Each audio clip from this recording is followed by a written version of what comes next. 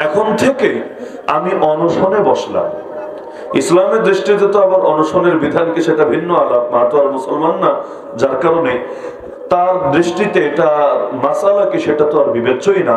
সে বলল আমি অনশন শুরু করব, আমি একটা দানাও খাবো না, একটা ফোঁটা পানিও পান করব না, এমনকি ঘরেও থাকবো না। আমি সূর্যের নিচে গিয়ে বসে থাকবো। তাও কোন দেশের সূর্য? বাংলাদেশের তো না, ওই মিডল ইস্টের আকাশের সূর্য আর এই দেশের সূর্যের মধ্যে সূর্য যদিও এক, তাপের মধ্যে বহুত পার্থক্য আছে। যারা হজে গিয়েছেন, যারা উমরায় গিয়েছেন গরমের সিজনে, তারা ভালো বুঝবেন।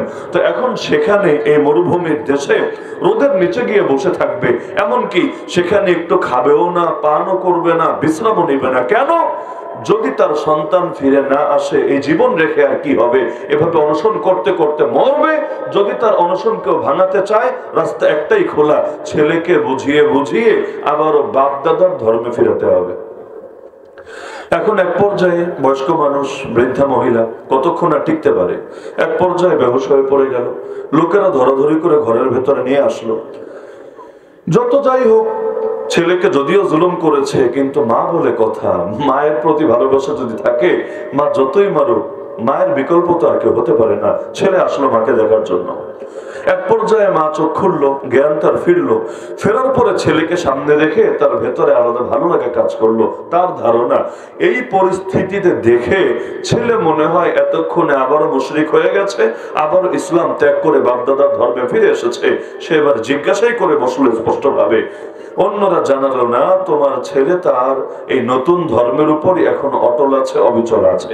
এবার মা বললো, তাহলে আমাকে আবারও নিয়ে যাও বাহিরে, আমি ঘরে থাকবো না, আমি আবারও অনশনে বসবো এবং আমি সেই সূর্যের নিচে সেই মরুভূমিতে সেখানে থাকবো যতক্ষণ আমার মরণ না হয়। ছেলে বোঝাতে লাগলো, মা এই সমস্ত পাগলামি করার তো কোনো দরকার নেই, আপনি স্বাভাবিকভাবে থাকেন না।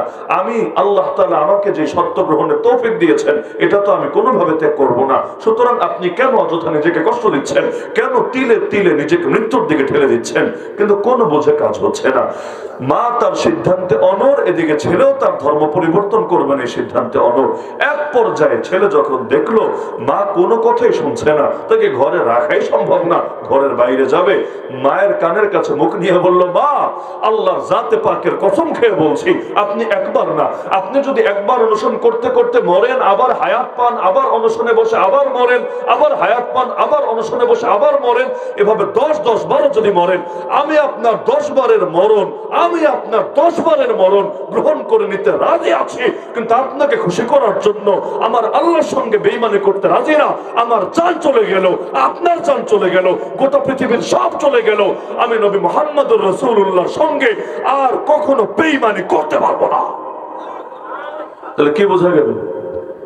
দিন বড় না বাপ মা বড়? দিন বড় না আত্মীয়তা বড়?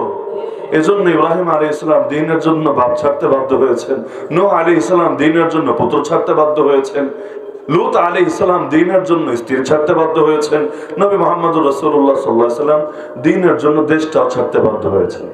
দেশেও থাকতে পারেন নাই, কাবায়ও থাকতে পারেন নাই, নিজের আপন চাচা, নিজের বংশ সবাইকে ছাড়তে বাধ্য হয়েছেন। তো বলছিলাম, তো যেই আসিয়ার জীবন কাটলো এই ফেরাউনের সহযোগিতায় তার ঘরে তার সহধর্মিণী হয়ে, আল্লাহ তাআলা ওই আসিয়াকেই এমন কবুল করলেন, সমস্ত ঈমানদার কিয়ামত পর্যন্ত যত কোটি আসুক না কেন, সমস্ত ঈমানদারদের জন্য তাকে একটা দৃষ্টান্ত হিসাবে সূরা তাহরিমে উল্লেখ করলেন। কি ছিল তার মাঝে, কি ছিল তার মাঝে সেটা বোঝার আগে এটা বোঝেন, আল্লাহ তারে কবুল করলেন কিসের কারণে? ফেরাউনকে তো কবুল করেন নাই। ফেরাউন তো লাস্টে গিয়ে ঈমান আনতেও চেয়েছিল, মুখ দিয়ে কালেমাও পড়তে চেয়েছিল, আমার আল্লাহ ওই তৌফিকটাও দেন নাই। ফেরেশতারা তাকে এখানে পর্যন্ত বাধাগ্রস্ত করেছিল। তাহলে ফেরাউন কবুল হলো না, আসিয়া কবুল হলো কিভাবে? কি ছিল আসিয়ার মাঝে? শেষ জীবনেও আল্লাহ তাকে ঈমানের দৌলত খালি দিলেনই না, সমস্ত ঈমানদারদের জন্য একটা দৃষ্টান্ত বানিয়ে দিলেন। চিন্তার বিষয় না? কি ছিল? কারণ কোনো না কোনো জিনিসের মাধ্যমেই তো আল্লাহ তাআলা এক একজনকে এক এক লাইনে কবুল করেন।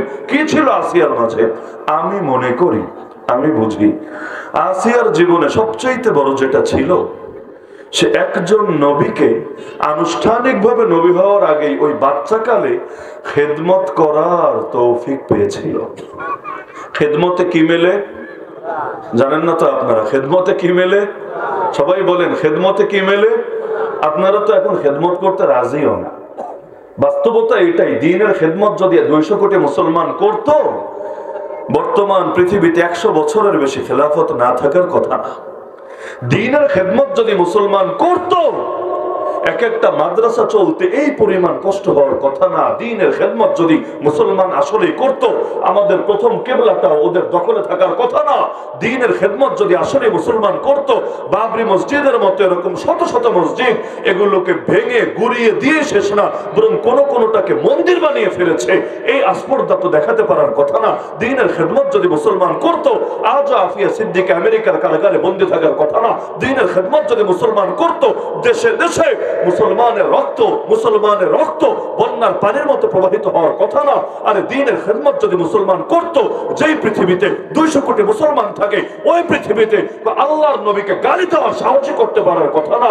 অথচ এই বাংলাদেশেও পর্যন্ত কেউ কেউ মাঝে মাঝে নবীকে গালি দেয়, এমনকি ঢাকা শহরে পর্যন্ত কোরআনকে পায়ের তলায় ফেলে পিষ্ট করে নিজের অধ্যত্ব দেখায়।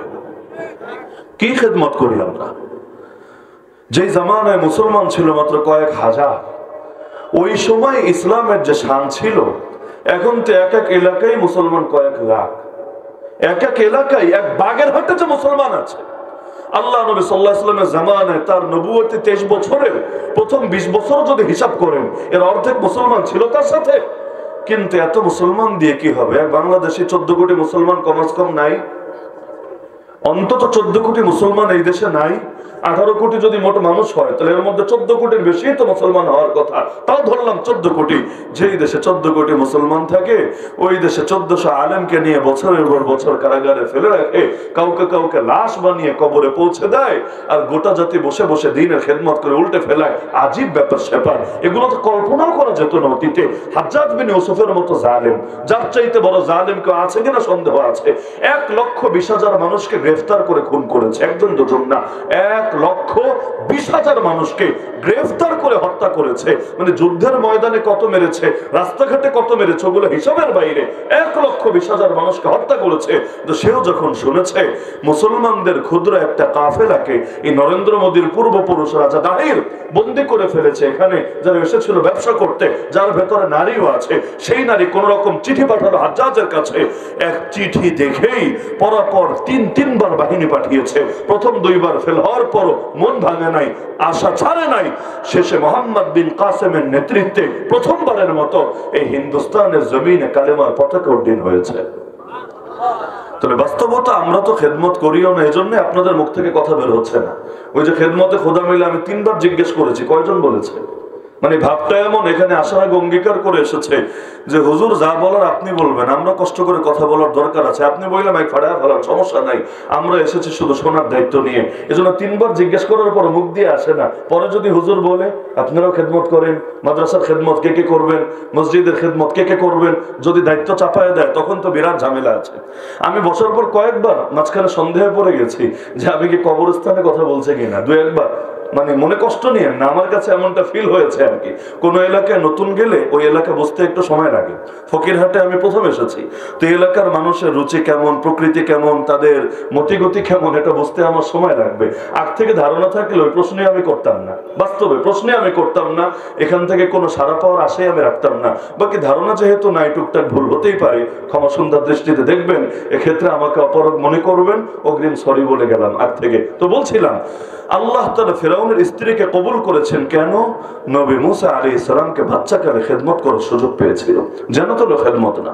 ফিরআউনের সামনে যখন ভাসতে ভাসতে আসলো, ফিরআউন জানেই মেরে ফেলতে চেয়েছিল। কোরআনে আছে ক্বালাত ইমরাতু ফিরআউন, ফিরআউনের স্ত্রী তখন বলেছিল লা তাকতুলু, বাচ্চাটাকে মেরো না, বাচ্চাটাকে খুন করো না, বাচ্চাটাকে হত্যা করো না। কেন মারবে না? কেন না মারার কোনো কারণ তো, না মারার কোনো কারণ তো থাকা লাগবে। সে বলেছিল আসা আইয়ান ফানা, আশা করা যায় এই বাচ্চাটা একদিন আমাদের উপকারে আসবে। কি কথা, কি অভাব আছে ফেরাউনের, কি অভাব আছে আসিয়ার, রাজার বউ সে, কোনো কিছুর অভাব আছে নাকি? আর এই বাচ্চা কি উপকার করবে, যে উপকার তার গোলামরা করতে পারবে না, তার কর্মচারীরা করতে পারবে না, এই দেশের এত বিশাল প্রশাসন বাহিনী কেউ করতে পারবে না। কি উপকার করবে এই বাচ্চা? কিন্তু সে বারবার বাধা দিচ্ছিল, ফেরাউন তোমাকে মারতে দেব না, খবরদার এই বাচ্চাকে মারতে পারবে না। আশা করা যায় বাচ্চা একদিন উপকারে আসবে। আল্লাহ তার জবান ঠিকই কবুল করেছেন। ফিরাউনের উপকারে না আসলেও আসিয়ার বড় উপকারে এসেছে। আসিয়াকে এমন ঈমানের মাধ্যম হয়েছেন নবী মুসা, যে ঈমানের বরকতে আসিয়া সমস্ত ঈমানদারদের জন্য একটা উদাহরণ হয়ে গিয়েছেন। আল্লাহ তাআলা আমাদেরকেও, নবীকে তো পাবো না, কিন্তু নবীর ওয়ারিসদের বেশি থেকে বেশি খেদমত করার তৌফিক দান করুন। নবীর রেখে যাওয়া দ্বীন আর শরীয়তের বেশি থেকে বেশি খেদমত করার তৌফিক দান করুন। নবীর প্রতিটা সুন্নাহ, কত সুন্নাত তো মরেই গেছে সমাজে। আল্লাহ নবীর কত সুন্নত এমন ভাবে হারিয়ে গেছে, এটা যে সুন্নত এটাই লোকে বলতে বসেছে। আল্লাহ তাআলা আমাদের এগুলো খেদমত করার তৌফিক দান করুন। এমনকি নবীর হাদিস, আল্লাহ তাআলা আমাদেরকে এগুলো হেফাজত করার তৌফিক দান করুন। আমাদের সাধারণ মানুষের মধ্যে নবীর হাদিসের চাইতে জাল হাদিস আর জাল কেচ্ছা কাহিনীর চর্চাই বেশি। জালের ভিড়ে মাঝে মাঝে মূলটাই যায় হারিয়ে। এক একজন এক একটা হাদিস বানায়, তা অনেকে দলীয় স্বার্থে নিজে হাদিস বানাবে, নিজের এক একটা এজেন্ডাকে সামনে রেখে, আর নবীর শিক্ষাগুলো একটা একটা করে হারিয়ে ফেলবে। এমনকি নবীর শিক্ষা এমন ভাবে বলতে বসেছে, আল্লাহর নবীর কোন কোন আদর্শ, এই নামগুলো উচ্চারণ করাকেই লোকে জঙ্গিবাদের প্রতীক বানিয়ে নিয়েছে। আল্লাহ নবীর আদর্শের মধ্যে জিহাদ আছে নাকি নাই? একটা দুইটা না অনেকগুলা? 27টা যুদ্ধ তো নিজেই করলেন, 47টা ময়দানে বাহিনী পাঠালেন। 9.5 বছরে এতগুলো যুদ্ধ করার মানে কি? তার মানে প্রত্যেক 2 মাসের কম সময়ে গড়ে একটা করে যুদ্ধ পরিচালনা করতে হয়েছে। অথচ এখন জিহাদ শব্দ উচ্চারণ করলেও এক শ্রেণীর নামধারী মুসলমান তেলে বেগুনে জ্বলে ওঠে। আল্লাহ নবী সাল্লাল্লাহু আলাইহি ওয়াসাল্লামের যে আদর্শ দিয়ে তিনি রাষ্ট্র পরিচালনা করেছেন, সেটার নাম খেলাফত। আল্লাহর জমিনে আল্লাহর খেলাফত। খেলাফত মানে প্রতিনিধিত্ব। কার প্রতিনিধিত্ব? আল্লাহর। আল্লাহর জমিনে আল্লাহর প্রতিনিধিত্ব করবে আল্লাহর বান্দা। এটাই ছিল আমার নবীর শিক্ষা। অথচ খেলাফতের নাম শুনলেও এখন অনেকে তেলে বেগুনে জ্বলে ওঠে। কিসের খেলাফত, কিসের শরীয়ত? এমনকি কোন কোন বেয়াদব প্রকাশ্যে পর্যন্ত বলে আমরা শরীয়তের আইন মানি না। আরে ভাই, তুমি মানার কে আর না মানার কে? তুমি কে? তুমি কে? যদি বলো আমি আল্লাহর গোলাম, আল্লাহর বান্দা, এর বাইরে আর কোনো পরিচয় আছে নাকি আপনাদের? থাকলে কেউ দাঁড়ায় বলেন না আমি আল্লাহর গোলাম না, আমি অন্য কারো গোলাম, পারলে বলেন। তো যদি আমাদের পরিচয় হয় আমরা কার গোলাম? আমরা কার গোলাম? আরে গোলামের আবার চাওয়া কিসের? গোলাম মনিবের কথার বাইরে গিয়ে কথা বলার অধিকার পায়টা কিভাবে? মনিবের কথাই গোলামের কথা, মনিবের চাওয়াই গোলামের চাওয়া, মনিবের বিধানে গোলামের জন্য অবধারিত বিধান।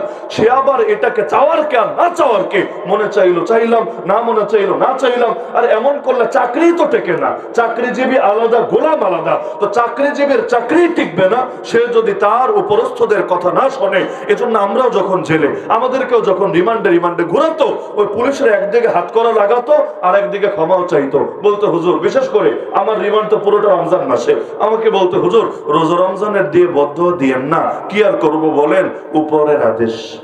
এই বাক্য যে কতবার শুনেছি, হুকুমের গোলাম আর উপরের আদেশ, এই দুইটা কথা যে কত ডজন না কত শতবার শুনেছি পুরো 1 বছরের জেলখানায়, এটা হিসাব আমার কাছে নাই, এত অগণিত পরিমাণ। আমাকে একজন তো একদিন বলল, হুজুর এত গরম কথা না বললে চলতো না, আমাদের তো ভালো লাগে না আপনাদের হাতে হাত করা পড়াতে। এমনকি বাসায় গেলে বিবিও বকাঝকা করে, রোজা রমজানের দিন কি শুরু করলা? আবার টেলিভিশনের রিপোর্টে হুজুরের পাশে তোমাকে দেখা গিয়েছে হাত করা ধরা অবস্থায়, কামটা তুমি কি করলা? তো এখন বলে হুজুর এভাবে একটু গরম গরম কথা না বললে হয় না? আরো কত হুজুরই তো আছে, আপনারা ওনাদের মতো বলেন না, আপনাদের হাতে হাত করা পড়াতে আমাদেরও ভালো লাগে না। আমি একদিন জবাব দিয়েছিলাম, শোনেন, আপনাদেরও যেমন উপর আছে আমাদেরও উপর আছে। আপনাদের কাছে আপনাদের উপরের আদেশের যেমন দাম আছে, আমাদের কাছেও সব উপরওয়ালার যিনি তার আদেশের দাম আছে। আপনি আপনার উপরওয়ালার আদেশে আমার হাতে হাত করা পরানোকে যদি নিজের দায়িত্ব মনে করেন, আমি আমার উপরওয়ালার আদেশে তার কথা বলতে বলতে জান দিতে পারা কেউ নিজের জন্য ওখানে দায়িত্ব না, বরং গর্বের বিষয় মনে করি। তাহলে আসিয়া খেদমতের বরকতে আলহামদুলিল্লাহ শেষ জীবনে এমন ভাবে কবুল হয়েছে যে আল্লাহ তাআলা তাকে সমস্ত ঈমানদারদের জন্য মডেল বানিয়ে দিয়েছে। এখন আল্লাহ তাআলা তার জীবনের শেষ সময়ের কথা উল্লেখ করছে। ইয ক্বালাত, স্মরণ করো সেই সময়ের কথা যখন সে বলল। কোন সময়ের কথা এটা? যখন আসিয়া ঈমান আনার কারণে তার স্বামী, যাকে আমরা চিনি ফেরাউন নামে, যদিও ফেরাউন কারো নাম না, এই নামে পৃথিবীতে কোনোদিন কোনো মানুষ ছিলই না। বলবেন ফেরাউন নাম না, তাহলে ফেরাউন কি? কোরআনেই তো আছে ফেরাউন ফেরাউন ফেরাউন, একবার দুবার না, আমার জানা মতে ৭৪ বার কয়বার? 74, 74 বার। এর মধ্যে এক একবার নাম নিলেও 50 নাকি, কি জানেন না? আমার নাম নিলে কয় নাকি, আপনাদের সবার নাম নিলে কয় নাকি, কিন্তু এক ফেরাউনের নাম কোরআন শরীফ পড়তে গিয়ে যখন নামটা নিব কয় নাকি?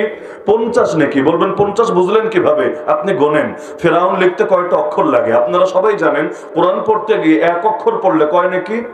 এক শব্দ না, এক অক্ষর পড়লে কয় নাকি? 10 নাকি। তাহলে এবার গুনেন, ফেরাউন লিখতে ফা রা আইন ওয়াও নুন, অক্ষর কয়টা হলো? 5টা। তাহলে এবার 5 দিয়ে 10 রে আপনি গুণ করেন, তাহলে কত হবে? 50 নেকি। তাহলে একবার পড়লে যদি 50 নেকি হয়, এক খতম কোরআন পড়লে 74 বার ফেরাউনের নাম তেলাওয়াত করে কত নেকি আমল নামায় যোগ হয়। চিন্তা করেছেন?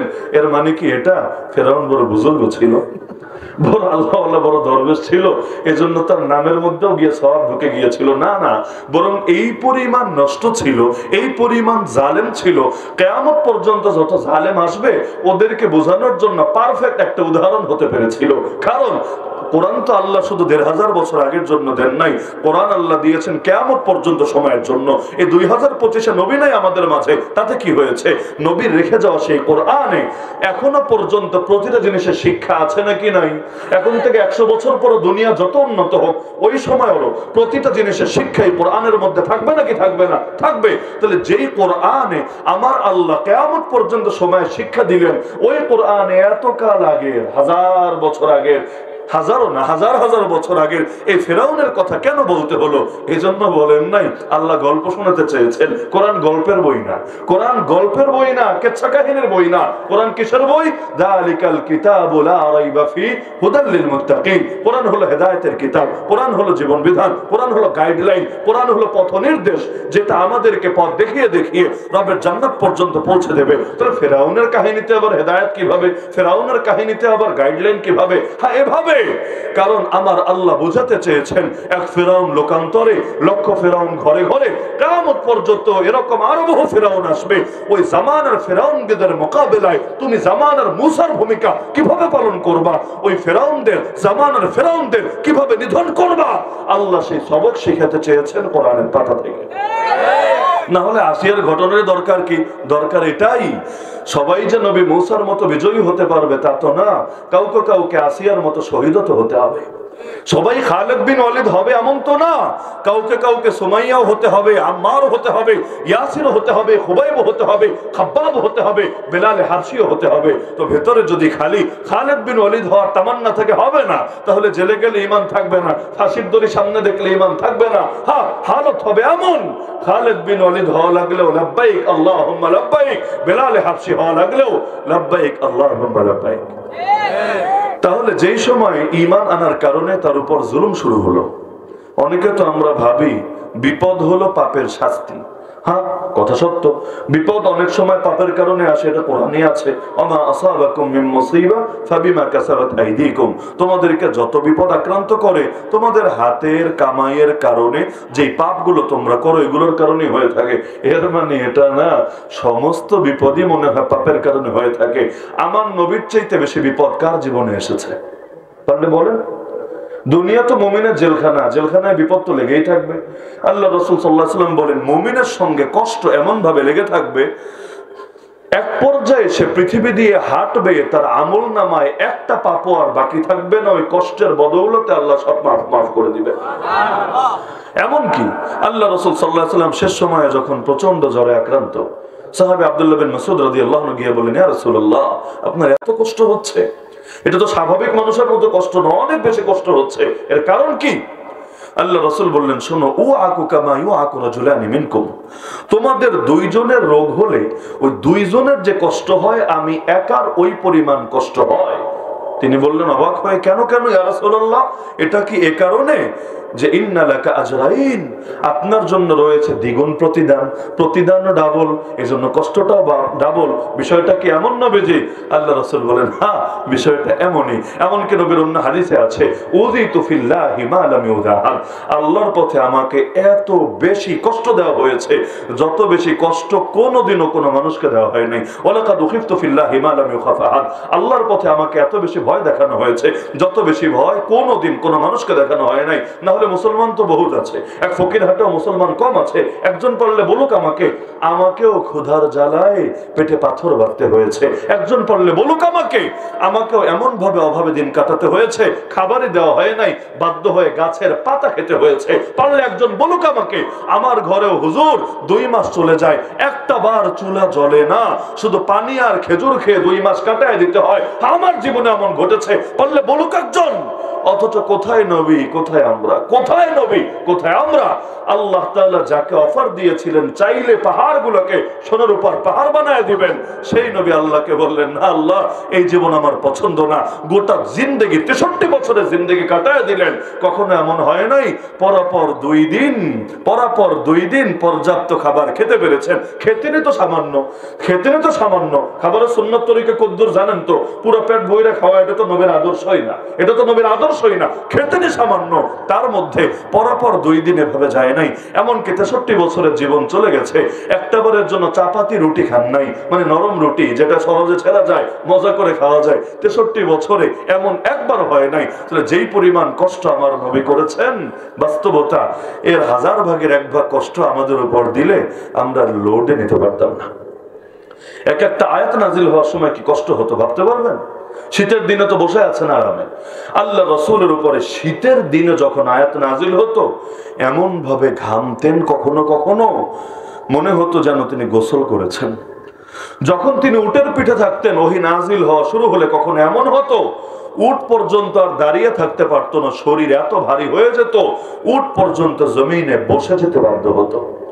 এমনকি একবার একজনের উরুর উপর মাথা রেখে নবীজি ঘুমাচ্ছিলেন, এমন সময় ওহী নাজিল হওয়া শুরু হলো। তিনি পরবর্তীতে বলেন, আমার মনে হচ্ছিল আমার উরুর উপর আর এখন মাথা না, আস্ত পাহাড়কে রেখে দেওয়া হয়েছিল, এই পরিমাণ কষ্ট হয়েছে। এমনকি এখানে আমরা যারা আছি, অনেক নামাজ পড়ি, অনেক রোজা রাখি, কার জীবন এমন হয়েছে আমাদের জীবনেরও একটা অংশ হেরা গুহায় আরামে আরামে কেটে গিয়েছে? আরামে মানে ইবাদতের আরাম, ওই দুনিয়ার আরাম না। না হলে হেরা গুহা তো এমন, আপনাকে যদি একা একা রেখে দিয়ে আসি, দিনেও থাকবেন রাত্রেও থাকবেন, পরপর কয়েকদিন থাকবেন একা একা, অন্য কোনো মানুষ যাবেও না। আপনি ওইখানে যদি সাপে কামড় দেয়, চিল্লায় মইরা যান, তাও কেউ শুনবে না, মোবাইলও নাই, টেলিফোনও নাই, এভাবে রেখে দিয়ে আসি। আপনারে আর কষ্ট করে মারার জন্য কোনো চেষ্টা করা লাগবে না, হার্ট অ্যাটাক করেই মারা যাবেন। শাইখ শরফুদ্দিন আবু তাওয়াম রাহমাতুল্লাহি আলাইহির মাজার আছে ওই সোনারগাঁ, ঢাকা সোনারগাঁ। একবার গেলাম দেখতে যে বাংলা অঞ্চলে সর্বপ্রথম হাদিসের খেদমত যিনি করে গিয়েছেন এবং হাদিসের দার্স এখানে দিয়েছেন, একবার যাই দেখে আসি। গিয়ে দেখলাম উপরে তার একটা মেহমানখানা এবং এর সঙ্গে লাইব্রেরি, যদিও বই এখন একটাও নাই, সব গায়েব হয়ে গিয়েছে এটা। আর নিচে হলো ওনার ইবাদত খানা, মানে যেখানে ব্যক্তিগত ইবাদত করতেন। আমরা তো ব্যক্তিগত ইবাদত করিও না, এজন্য আমাদের ঘরে ব্যক্তিগত ইবাদত খানা থাকেও না। কার ঘরে আছে ব্যক্তিগত ইবাদতখানা? মিডল ইস্টে অনেকের ঘরে দেখা যায়, ঘরের মধ্যে আলাদা একটা অংশ রাখে, এমন সুন্দরভাবে সেটা সাজানো থাকে, ঢুকলেই মনে চায় অন্তত 2 রাকাত নামাজ পড়ি। এখানে অন্য কোনো কিছু হবে না, এটা সির্ফ ইবাদতের জন্য বরাদ্দ। আমাদের ঘরে এই রকম হালত হয়েছে। মূল ফতোয়া ছিল কি জানেন? ফরজ নামাজ মসজিদে উত্তম, আর বাকি যে নামাজগুলো আছে সুন্নত বলেন নফল বলেন, এগুলো ঘরে উত্তম, যাতে করে মানুষ না দেখে, যাতে করে কে কয় রাকাত নফল পড়ে এগুলোকে কেন্দ্র করে ভেতরে রিয়া আসার সুযোগ না পায়। কিন্তু এই ফতোয়া আমরা আপনাদের শোনাই না। কেন শোনাই না জানেন? যদি বলি সুন্নত পড়বা বাসায় গিয়া, সুন্নতি আর পড়বে না। ওই জুমার দিন যারা ইমামের নামাজটা শেষ হওয়ার পরে দৌড় বেড়ে মসজিদ থেকে বের হয়, বাসায় গিয়ে খুব সুন্নত পড়ে, তাই না? সুন্নাত পড়ে? সুন্নাত পড়ে না। যেদিন তবারক থাকে ওই দিন আবার বাইর হয় না। ওই দিন যেগুলো নামাজ পড়ে না ওইগুলো পর্যন্ত দৌড়ে আসে ঢুকে। ওদের ভাবটা এমন, নামাজ পড়ি নাই, এক পাপ করেছি, তবারক না নিয়ে কি আরেক পাপ করবো নাকি? এত বড় পাপে পাপী হওয়া যাবে না, পাপের পরিমাণটা অন্তত কম রাখা দরকার। এজন্য সিন্নি বিতরণ করার সময় বাপরে মারপিট লেগে যায় মাঝে মাঝে, কার চাইতে কে বেশি নেবে। এমনকি যারা নামাজ পড়ে নাই তাদের মধ্যে আরো বেশি নেওয়ার আগ্রহ যায় বেড়ে। আল্লাহ আমাদেরকে এই সমস্ত ভণ্ডামি থেকে হেফাজত করুন।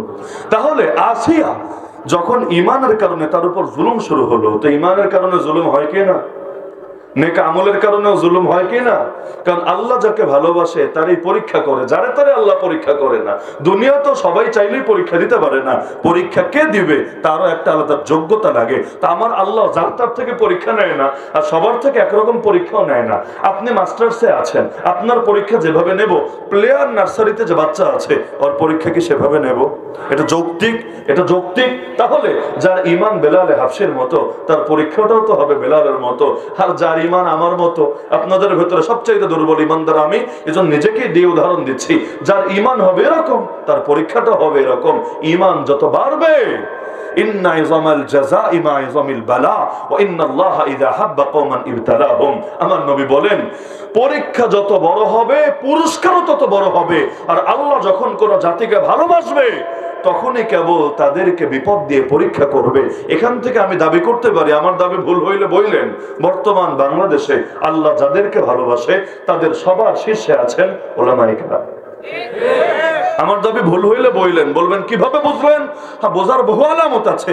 এর মধ্যে একটা আলামত এটাও বটে, বিগত 16 বছরেও, কষ্ট নিয়েন না, অনেকে আবার বিগত আমল টান দিলে অনেকের ভেতরে আবার একটু হয় ঝামেলা। বিগত 16 বছরেও আমি যদি বলি সবচাইতে বেশি জুলুম হয়েছে এই ইসলামপন্থীদের উপর, উলামায়ে কেরামের উপর। আমার কথা কি মিথ্যা হবে? আমার কথা কি ভুল হবে? কেন আসলে এদের উপর পরীক্ষা সবচাইতে বেশি? এরা সবচাইতে বেশি পাপ করে, এরা সবচাইতে বেশি পাপ করে। পাপের সাজা দিয়েছে আল্লাহ এদেরকে না, বরং আল্লাহ রাব্বুল আলামিন ভালোবাসে বলেই তাদেরকে পরীক্ষা নিয়েছে, জামানার বেলাল হওয়ার তৌফিক দিয়েছে। সুতরাং দিনের জন্য পরীক্ষা দেওয়া লাগলে দিতে রাজি আছেন তো ইনশাআল্লাহ? তা আসিয়ার উপর পরীক্ষা হচ্ছে কিভাবে? কোন কোন ইতিহাসে এমনও আছে, ফেরাউন জল্লাদকে বলল, আসিয়াকে ধরে জিন্দা অবস্থায় তার গা থেকে চামড়া খুলতে শুরু করো। ওই ছাগল যেমন চামড়া খসিয়ে ফেলে শরীর থেকে, মুরগি যেমন চামড়া খসিয়ে ফেলে শরীর থেকে, আসিয়ারে মাইরো না, খুন করো না, জিন্দা অবস্থায় ওর গা থেকে চামড়া খসানো শুরু করো। কেমন লাগবে? আপনি যদি এই পরিস্থিতিতে পড়েন কেমন লাগবে? একটু একটু খসাবা আর জিজ্ঞেস করবা, এখন তো ফেরাউনকে রব মানো, এখন তো নবী মুসা, এখন তো মুসার রবকে অস্বীকার করো, এভাবে জিজ্ঞেস করবা। যদি মানে ভালো, আর যদি না মানে তাহলে জানে এক পর্যায়ে মেরে ফেলবা। তা আসিয়ার উপর জুলুম হতে হতে হতে এক পর্যায়ে চামড়া খসানো শুরু হয়ে গেল। একদিকে চামড়া খসায়, আসিয়া তো চাইলে বলতে পারে, আল্লাহ ফেরাউনের দিলটা নরম করো, আল্লাহ আমারে মুক্তি দান করো, বলতে পারে না? দোয়া করা কি নাজায়েজ নাকি? আমরা জেলে গিয়ে দোয়া করি নাই, আল্লাহ তাড়াতাড়ি মুক্তি দান করো, এই মামলাগুলো প্রত্যাহার করো, করি নাই? করেছি, নিষেধ তো কিছু নাই। এবং এই দোয়া করলে ইমানের কোনো ক্ষতি তো নাই, উল্টো ইমান বাড়বে ইনশাআল্লাহ। কারণ সাহায্য আল্লাহর কাছ থেকে যত চাইবেন, দোয়াকে বলা হয়েছে ইবাদতের মগজ, ইনশাআল্লাহ আল্লাহ আপনাকে তত বেশি ভালোবাসবেন। এমনকি দুনিয়াতে যদি কবুল হয়ে ডাইরেক্ট প্রতিদান নাও পান, লস নাই, আল্লাহ কিয়ামতের দিন প্রতিটা দোয়ার বদৌলতে এত দেওয়া দিবেন, এত দেওয়া দিবেন, এত দেওয়া দিবেন, আপনি খুশি হয়ে বলবেন, হায় রে, একটাও যদি নগদে দুনিয়ায় না পেতাম বেশি লাভ হতো, নগদে পেয়ে কমে গেছে, আজকে যদি জমা থাকতো আমার প্রতিদান তো অনেক বেশি থাকতো। এজন্য দোয়ায় কিপটামি করবেন না, দোয়া করতে হাত তুইলা কিপটামি করবেন না। যত কিছু বলার আছে, যেখানে গিয়ে শেষ মুখ দিয়ার কথাই আসে না, তখন হাত তুলে বসে থাকেন, দিলে দিলে আল্লাহকে বলেন। অনেক কিছু এমন মুখ দিয়া বাক্য আসতে চায় না, কিন্তু দিলে দিলে আল্লাহকে বলা যায়, হ্যাঁ বলেন বলেন বলেন, প্রতিটা জিনিস বলেন। যদি একটাও নগদে না পান, লস নাই রে ভাই, নগদে পাইলে লাভ কম, আর কিয়ামতের দিন পাইলে লাভ 1000 গুণ বেশি। তাহলে দোয়ায় কেন কিপটামি করবেন? প্রতিটা দিন অন্তত 5টা মিনিট হলেও একা একা মসজিদের কোনায় বসে বা ঘরে নিরিবিলিতে নির্জনে বসে আল্লাহর কাছে দোয়া করবেন। বলেও না যে হুজুর ইনশাআল্লাহ করবো অথবা করবো না, কিছু একটা তো বলবেন। না করলে এটাও বলেন না করবো না, রাগ করছি আপনার উপর, করবো না, এটা অন্তত বলেন। আর করলে বলেন ইনশাআল্লাহ। তাহলে আসিয়া চাইলে তো দোয়াগুলো করতে পারতো, করে নাই। আসিয়া দোয়া করছে কি জানেন? রব্বি ইবনি লি ইনদাকা বাইতান ফিল জান্নাহ, হে আমার রব, দুনিয়ার কিছু চাই না তোমার কাছে, একটাই চাও তোমার কাছে, জান্নাতে তোমার নিকটে একটা ঘর বানিয়ে দিও আমার জন্য।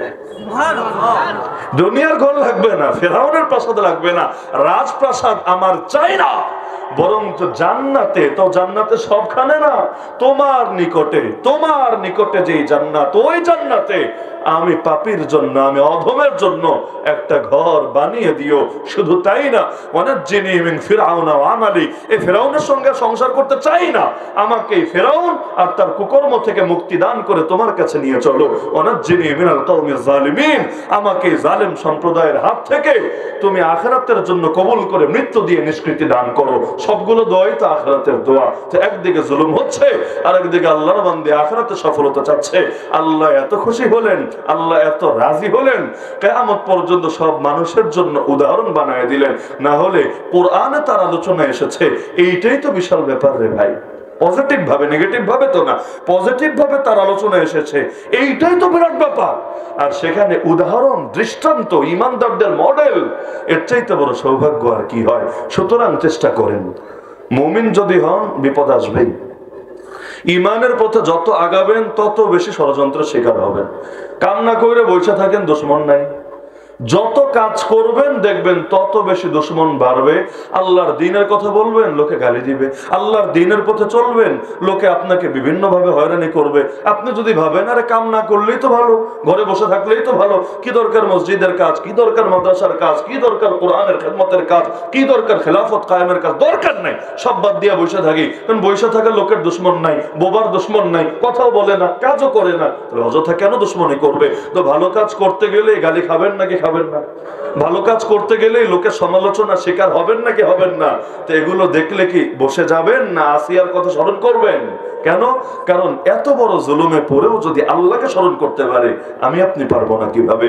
এই জুলুমের সময় মানুষ আখিরাত স্মরণ করলে যত বড় জুলুম হোক নেওয়াটা সহজ হয়, আলহামদুলিল্লাহ অনেক সহজ হয়।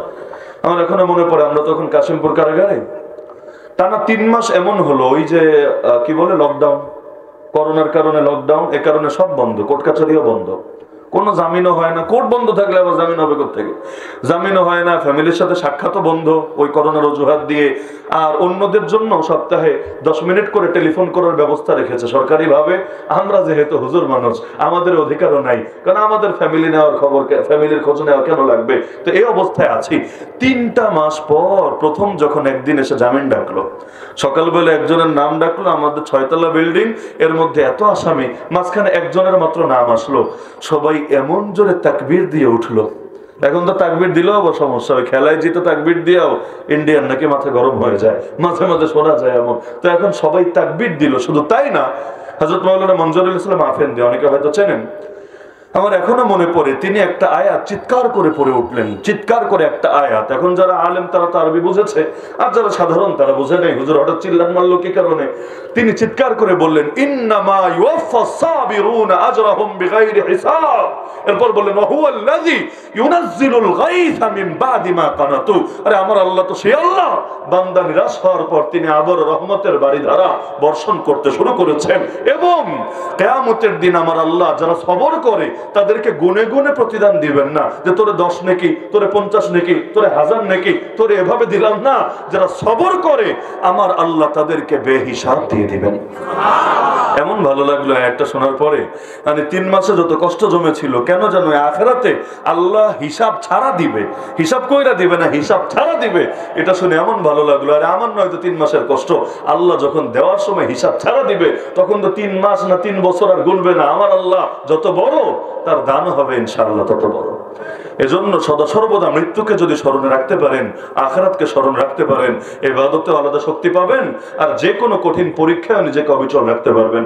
হযরত মাওলানা আওরঙ্গজেব ফারুকী হাফিজাহুল্লাহ, এখন তো ইতিমধ্যে অনেকে চিনে ফেলার কথা, পাকিস্তানের প্রখ্যাত আলেমে দ্বীন, বাংলাদেশের তো মোটামুটি প্রতিটা বিভাগে ইতিমধ্যে সফর সম্পন্ন করেছেন। তো হযরত যখন আমরা দেশে আনলাম, দেশে আনার আগে তো আমরা খুব চিন্তায় ছিলাম, বাঙালি চেনেই না। তো যেহেতু চেনে না, দেশে কি যথাযথ মূল্যায়ন হবে এবং আমরা তার যথাযথ প্রোগ্রামের ইন্তজাম করতে পারবো? অবশেষে যখন আসলেন, আমার নিজেরও আগ্রহ, যে আগে তো দেখা হয়েছে ওমরার সময় বা দূরবর্তী সফরে, একজন মানুষকে কিন্তু কয়েকটা টাইমে ভালো চেনা যায়। এর মধ্যে অন্যতম হলো সফরে, দ্বিতীয় হলো লেনদেন করলে। এগুলো হলে যে কোনো মানুষকে একদম মানে আসল রূপটা চেনা যায়। প্রথম সফরই হলো আমাদের নওগাঁয়, বহুদূর, ঢাকা থেকে নওগাঁ কোথায়, আবার নওগাঁ থেকে ঢাকা কোথায়।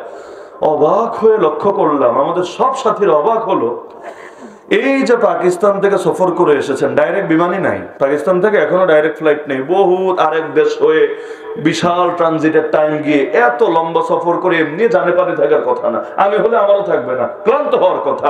কিন্তু এসে এয়ারপোর্টে নেমেছিলেন ঢাকায় রাত 2টার পরে, বাসায় আস্তে আস্তে মোটামুটি 3টা পার হয়ে গিয়েছে, মানে ফজরে আজানের খুব বেশি টাইম বাকি নাই। এই সময়েও এত দীর্ঘ সফরের পরেও এসেই কারো সাথে কথাবার্তা নাই, অন্য কোনো কাজ নাই, জায়নামাজটা বিছিয়ে নামাজে দাঁড়িয়ে গেছে।